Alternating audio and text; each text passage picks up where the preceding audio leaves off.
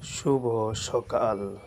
আজ বৃহস্পতিবার ২ জুলাই ২০২৬ খ্রিস্টাব্দ, যাওয়ার পথে ১৮ই আষাঢ় ১৪৩৩ বঙ্গাব্দ, ১৬ই মহরম ১৪৪৮ হিজরি।